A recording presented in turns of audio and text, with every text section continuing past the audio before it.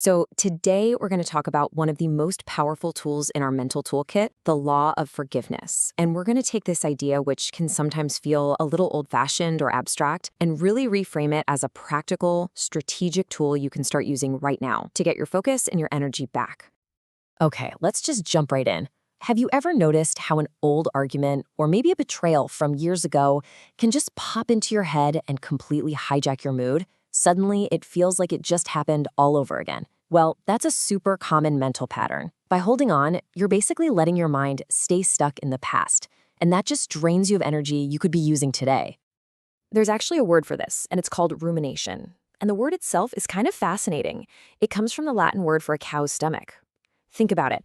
Just like a cow re-chews its cud over and over, our minds can get stuck in this loop of replaying and re-chewing old, painful thoughts. And it's this mental replay that keeps those hurts feeling so fresh and so real right now. So in this explainer, we're going to break down how to stop that mental replay loop. We'll look at forgiveness as a personal gift of freedom, and we'll unpack the huge difference between forgiveness and reconciliation. We'll also talk about the power of boundaries, and then I'll walk you through a simple forgiveness reset you can try out today. All right, let's get to the core idea here, which comes from Florence Scovel Shinn's work. She presents this law of forgiveness not as some kind of moral chore you have to do, but as a really practical tool to break that cycle of rumination and get your inner peace back. So, what is it, really? When you strip it all down, forgiveness is a conscious and deliberate decision that you make all on your own. It's an internal process. It's you deciding to let go of resentment, not for them, but for your own well-being. It's a solo act. You don't need anyone else to participate. This quote from Lewis Meds just nails it perfectly. Holding on to a grudge doesn't really punish the other person, does it? It just keeps you trapped in a cycle of anger and resentment. So forgiveness, then, is really just the act of setting yourself free.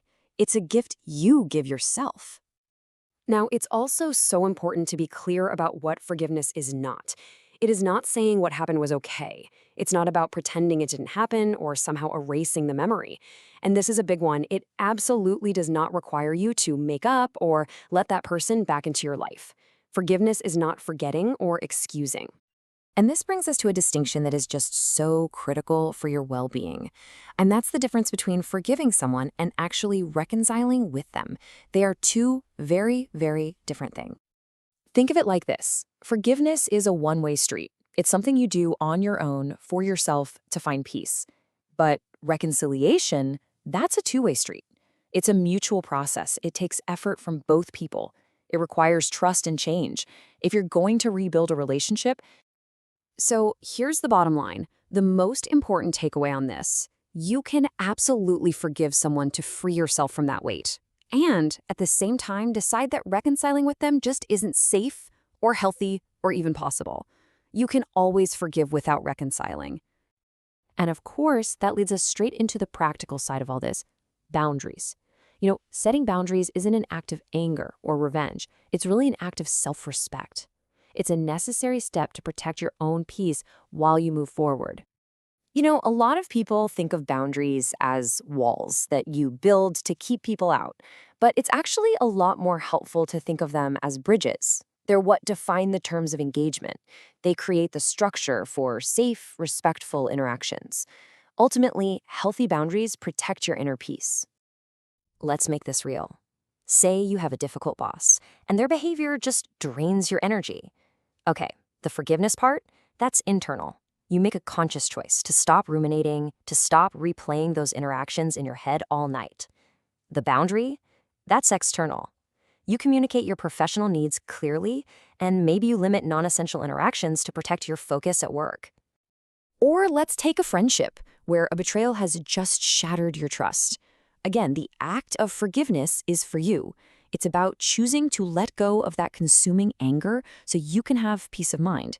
But the boundary, well, that's a whole separate decision.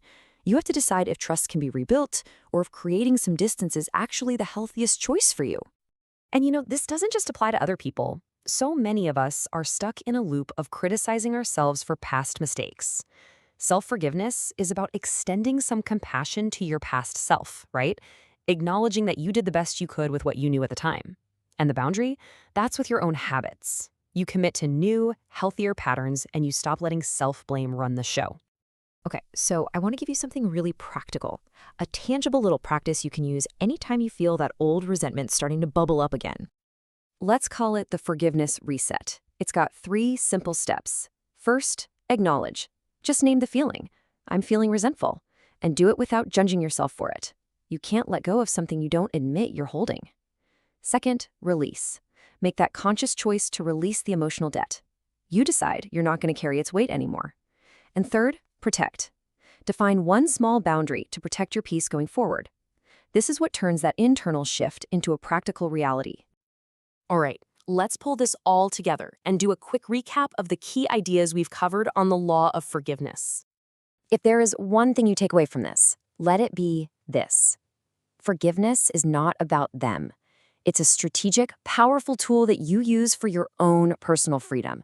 It's how you break the loop of mental replay. It's how you release yourself from that prison of resentment and take back your energy to build the future that you want. So I'll just leave you with this thought. What energy could you reclaim if you chose to set yourself free? If you found this helpful, we're going to be building on these ideas in our very next explainer on the law of love. You can find the full playlist for the Game of Life series right here on the channel. Thanks so much for watching.